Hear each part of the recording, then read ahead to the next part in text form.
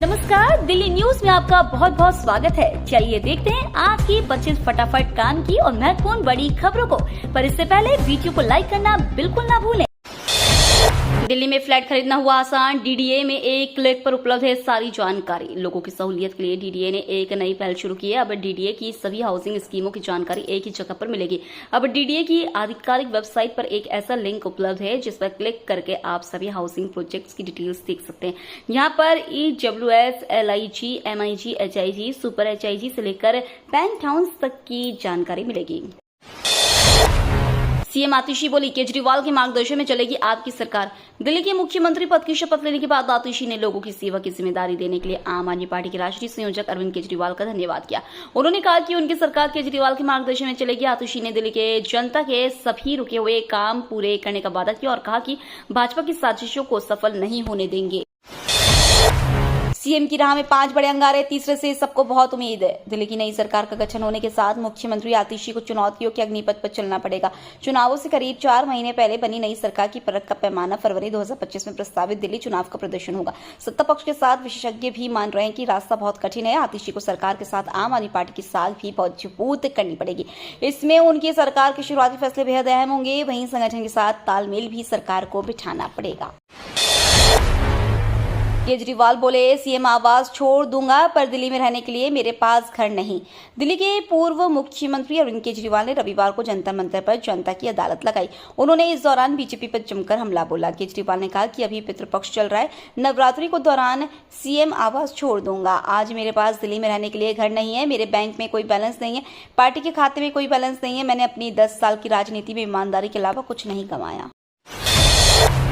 PM किसान योजना की 18वीं किश्त की तिथि जारी। प्रधानमंत्री किसान सम्मान निधि योजना 24 फरवरी 2019 को प्रधानमंत्री नरेंद्र मोदी द्वारा शुरू की गई थी। वर्तमान में किसान 18वीं किश्त का बेसब्री से इंतजार कर रहे हैं। हालांकि सरकार ने अभी तक इसकी सटीक तिथि की घोषणा नहीं की है, लेकिन अनुमान है कि यह किश्त अक्टूबर से नवंबर 2024 के बीच जारी की जा सकती है। यह समय सीमा पिछली किश्तों के वितरण पैटर्न पर आधारित है, जो आमतौर पर हर 4 महीने के अंतराल पर होता है। क्वाड की बैठक में पीएम मोदी बोले, हम किसी के खिलाफ नहीं हैं।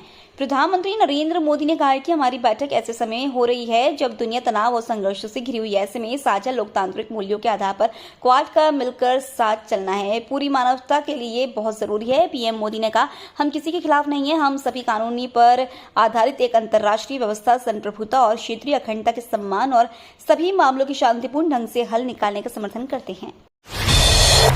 दिल्ली वासी ध्यान दे, 25 और 26 सितंबर को कई इलाकों में नहीं आएगा पानी। राजधानी दिल्ली के लोगों को एक बार फिर पानी की किल्लत झेलनी पड़ेगी। दिल्ली जल बोर्ड ने बताया कि हैदरपुर वाटर वर्क्स सेकंड से 1100 मिलीमीटर वाली रोहिणी जल मुख्य लाइन पर इंटरकनेक्शन का काम किया जाएगा। इस कारण 25 सितंबर को सुबह 10 बजे से लेकर 26 सितंबर को सुबह 4 बजे तक पानी की आपूर्ति बाधित रहेगी। जल बोर्ड ने रोहिणी के इन इलाकों में रहने वाले लोगों से कहा है कि वह पहले से ही पानी को इकट्ठा कर रख ले। डीडीए हाउसिंग योजना को लेकर जबरदस्त उत्साह। रोहिणी में सभी फ्लैट बिके। जसौला के बाद रोहिणी में आवास योजना के तहत डीडीए के सभी फ्लैट बिक चुके हैं। अधिकारियों ने बताया कि सस्ता घर आवास योजना 2024 के तहत रोहिणी में 700 से अधिक LIG फ्लैट थे जो बिक चुके हैं। मध्यम वर्गीय आवास योजना के तहत जसोला में 41 HIG फ्लैट थे जो पहले दिन ही बिक गए। डीडीए की ओर से ऑनलाइन माध्यम से फ्लैट्स की नीलामी 10 सितंबर को शुरू हुई थी। वक्फ बोर्ड ने दिल्ली के 6 मंदिरों पर ठोका अपना दावा। वक्फ बोर्ड द्वारा दिल्ली के 6 प्रमुख मंदिरों पर दावा ठोकने की खबर ने सनसनी फैला दी है।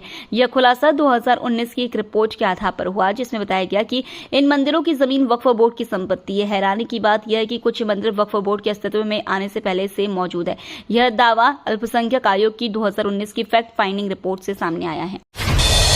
70 पार सभी बुजुर्गों को पीएम मोदी देंगे आयुष्मान योजना लाभ। आने वाले अक्टूबर महीने में केंद्रीय स्वास्थ्य मंत्रालय के 2 बड़े प्रोजेक्ट लॉन्च होने वाले हैं, जिनमें टीकाकरण सेवाओं को पूरी तरह से डिजिटल किए जाने के लिए तैयार यू-विन पोर्टल भी है। हाल ही में केंद्रीय मंत्रिमंडल ने 70 वर्ष और इससे ज्यादा उम्र के सभी बुजुर्गों को आयुष्मान योजना में लाने का फैसला किया है, जिसकी भी तैयारी पूरी हो गई है।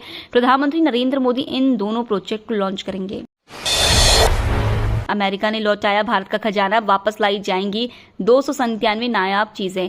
प्रधानमंत्री नरेंद्र मोदी के अमेरिका दौरे पर एक बड़ी कामयाबी हाथ लगी है। अमेरिका में भारतीय संस्कृति से जुड़ी 297 ऐसी नायाब वस्तुएं लौटा दी हैं जो कि तस्करी के जरिए देश से बाहर चली गई थी। कीमती और प्राचीन वस्तुओं की चोरी और तस्करी लंबे समय से गंभीर समस्या रही है। 2014 के बाद से भारत को विदेश से लगभग 640 धरोहर वापस मिल चुकी है। तिरुपति लड्डू विवाद पर वाईएसआरसीपी चीफ जगन रेड्डी ने लिखी पीएम मोदी को चिट्ठी। तिरुपति लड्डू विवाद पर वाईएसआरसीपी चीफ जगन मोहन रेड्डी ने प्रधानमंत्री नरेंद्र मोदी को चिट्ठी लिखी है। इस चिट्ठी में उन्होंने आंध्र प्रदेश के मुख्यमंत्री चंद्रबाबू नायडू पर तिरुमाला तिरुपति देवस्थानम की पवित्रता को धूमिल करने का प्रयास करने का आरोप लगाया है। इतना ही नहीं, जगन ने पीएम से नायडू को फटकार लगाने और सच्चाई को उजागर करने की अपील की है। तिरुपति लड्डू विवाद पर बागेश्वर धाम के पंडित धीरेन्द्र शास्त्री का बड़ा बयान। तिरुपति मंदिर प्रसादम विवाद पर बागेश्वर धाम के पीठाधीश्वर पंडित धीरेन्द्र कृष्ण शास्त्री की पहली प्रतिक्रिया सामने आई है। उन्होंने इसे सनातनियों के खिलाफ एक षड्यंत्र करार दिया और कहा कि भारत के सनातनियों का धर्म भ्रष्ट करने की पूर्ण रूप से तैयारी की गई है। धीरेन्द्र शास्त्री ने आंध्र प्रदेश सरकार से सख्त कानून बनाने और दोषियों को फांसी की सजा देने की मांग की। भारत ने बांग्लादेश को 280 रनों से हराकर दर्ज की ऐतिहासिक जीत। बांग्लादेश की टीम चौथे दिन का खेल खेलने के लिए उतरी। टीम 2 घंटे के अंदर ही ऑल आउट हो गई। शाकिब लिटनदास और मेहदी हसन मिराज कुछ खास कमाल नहीं कर सके। शतक की ओर बढ़ रहे नजमुल हुसैन शंतो 82 रन बनाकर आउट हुए। भारत ने यह मैच 280 रन से जीत लिया। अश्विन ने दूसरी पारी में कुल 6 विकेट अपने नाम किए। देश के किसी भी कोने से करा सकते हैं ई-केवाईसी। रोजी रोटी के लिए गांव को छोड़कर दूसरे प्रदेशों में काम करने वाले लोगों को राशन कार्ड का ई-केवाईसी कराने के लिए घर आने की जरूरत नहीं है। वह जहां काम कर रहे हैं वहीं की नजदीकी सरकारी सस्ते गले की दुकान पर जाकर ई-केवाईसी करा सकते हैं। इसके लिए राशन कार्ड नंबर व आधार कार्ड अनिवार्य है ताकि बायोमेट्रिक वेरिफिकेशन किया जा सके।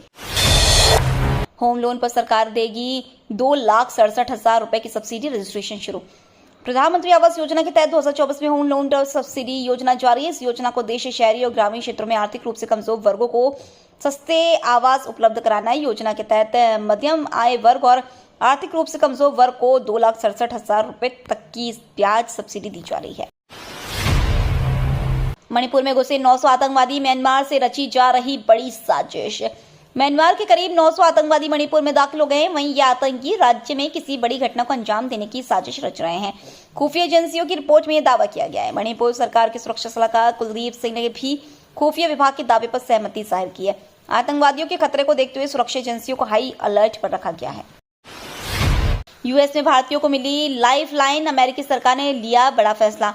अमेरिका में रहने और बसने के लिए बारे में सोच रहे लोगों के लिए ग्रीन कार्ड बेहद ही जरूरी डॉक्यूमेंट होता है। इसके जरिए किसी भी देश के नागरिक को अमेरिका में बिना रोके टोके लंबे समय तक रहने का मौका मिलता है। हालांकि ग्रीन कार्ड की भी एक वैलिडिटी डेट होती है जिसके बाद उसे रिन्यू यानी दोबारा से जारी करवाना पड़ता है।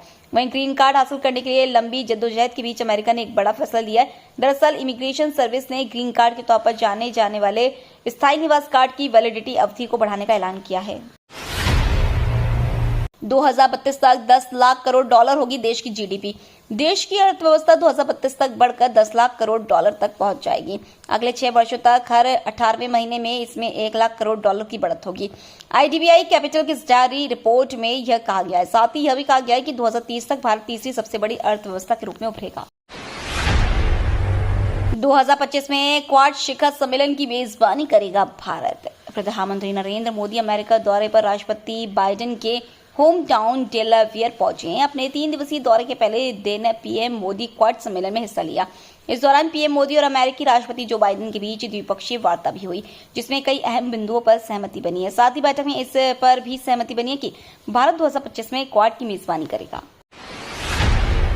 जापान से आएगी भारत की पहली बुलेट ट्रेन, लेकिन अभी करना पड़ेगा इंतजार।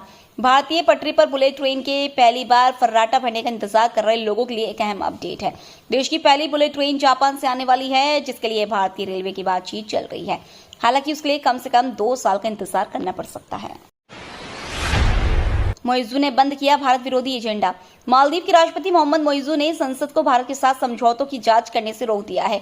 मोइजू ने यह आदेश भारत मालदीव संबंधों में हो रहे सुधार के बीच जारी किया है। दरअसल मोइजू ने राष्ट्रपति बनने से पहले अपने चुनावी घोषणा पत्र में पिछली सरकार के दौरान भारत के साथ हुई समझौतों की जांच कराने की बात कही थी।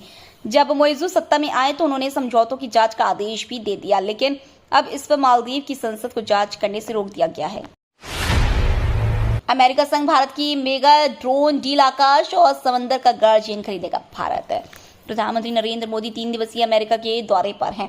उन्होंने क्वाड समिट में शिरकत की। उन्होंने अमेरिकी राष्ट्रपति जो बाइडेन के साथ एक अहम द्विपक्षीय भी की।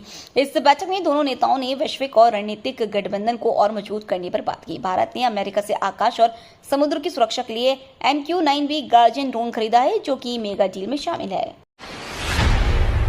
भारत ने चेस ओलंपियाड में पहली बार जीता गोल्ड। डी गुकेश शतरंज की दुनिया के नए बादशाह बन गए। 18 साल के भारतीय शतरंज ग्रैंड मास्टर डी गुकेश ने चेस ओलंपियाड में गोल्ड जीतकर इतिहास रच दिया है। शतरंज ओलंपियाड 2024 में ओपन सेक्शन में भारत ने पहली बार गोल्ड जीता। हंगरी के बुडापेस्ट में रविवार को भारत ने यह शानदार जीत हासिल की। BSF की शानदार पहल, महिलाओं को मिलेगा फायदा। सीमा से सटे इलाकों में बनाए जिम और स्नान घर।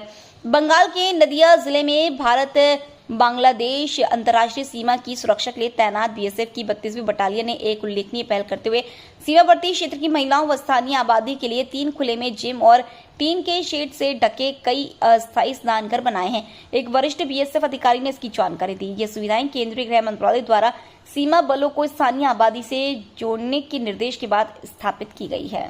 ये तो थी आज की बड़ी खबरें। रोजाना ऐसी ही सबसे पहले अपडेट पाने के लिए चैनल को सब्सक्राइब करना बिल्कुल ना भूलें। धन्यवाद।